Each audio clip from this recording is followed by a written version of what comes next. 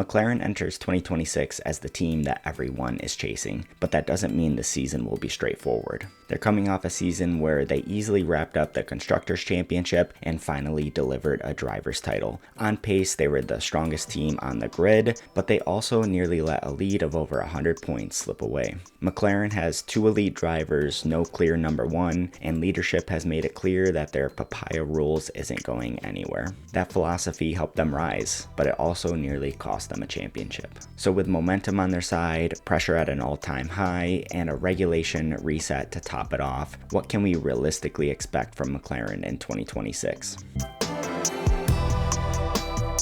While McLaren did enter 2025 as the defending Constructors' Champions, 2026 is different. This time, they clearly are the team to beat. They wrapped up a second straight Constructors' title and secured the Drivers' title, which, let's be honest, is the one that really matters. That success changes their mindset entirely. McLaren isn't chasing anymore. They're the ones being hunted. With that comes added pressure, expectations rise, and mistakes get magnified. There's always the risk of complacency when a team reaches the top, although given how long McLaren waited to get here and the short time that they've been at the top, I doubt that's a major concern. Still, defending the number one spot is often harder than climbing to it. We've seen countless teams across sports reach the summit only to get knocked off immediately. That challenge is amplified by a regulation reset. It's far easier to maintain an advantage when rules are stable than when everything changes. Even small steps can put you on the back foot for many seasons. It's really an intangible factor, but it's one that could quietly shape McLaren's 2026 season.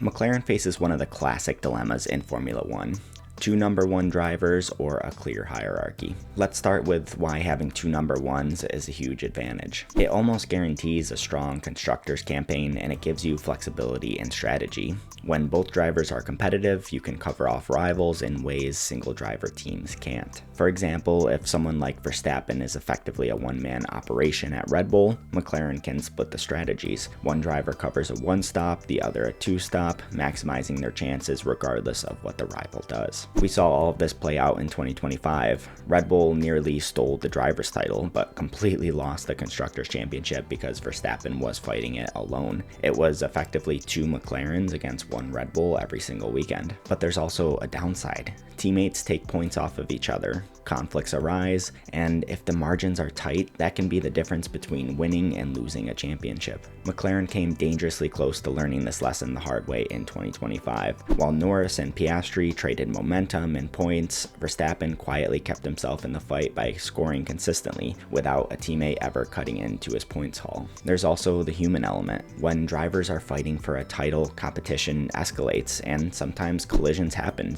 even maybe unintentionally, which we did see a couple of times with the McLaren drivers. In 2025, at least, those collisions between the McLaren drivers weren't intentional or malicious, and it never became toxic, but we've seen how ugly that it can get. The Hamilton-Rosberg era at Mercedes eventually became unsustainable, with garages blaming each other and trust eroding. Personally, I'd probably still choose having two number one drivers every time. They score the points, and normally the best driver wins the title. But 2025 showed that that approach can have real, tangible consequences when championships are on the line.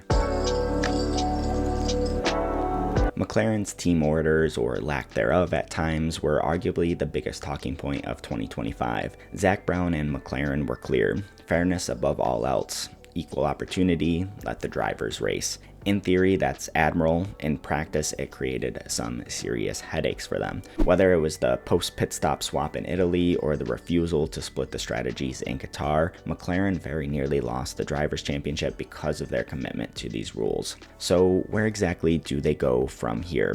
Based on everything we've heard so far, nowhere. Zak Brown has doubled down. The papaya rules are here to stay, for better or for worse. That makes 2026 fascinating. If McLaren is fighting for another title, keeping things as cordial as they were in 2025 will be incredibly difficult. Piastri in particular appeared to feel hard done by at times, and I'd be shocked if he's willing to be as accommodating again if a championship is on the line. If the field is anywhere near as tight as it was in 2025, it's hard to see how McLaren can repeat the same approach without consequences. However, McLaren's counter argument is simple. They kept it fair and still won both titles. Can you really fault them for that? Or does that same philosophy come back to bite them again? Before we get into my expectations, where do you think McLaren is going to land in the 2026 season? Are they going to continue being the customer that beats the main team, or are they going to fall down the order a little bit? Let me know down in the comments below. Also, check out the other videos in my expectation series for the other teams. Also, while you're down there, hit the like button and subscribe to see more. Now, let's get back into the video. So what can we realistically expect from McLaren in 2026? Realistically, there's no reason to believe McLaren won't be firmly in the championship fight again. They have two elite drivers, they've shown the best understanding of the ground effect era, and they'll be running Mercedes power.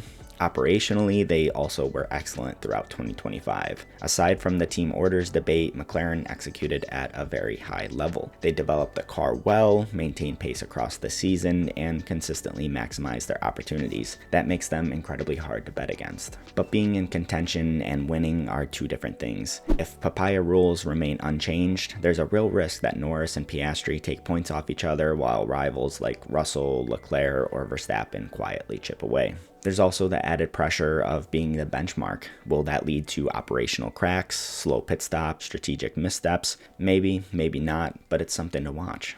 Even if McLaren starts 2026 as the favorites, they will still be one of the most intriguing teams on the grid.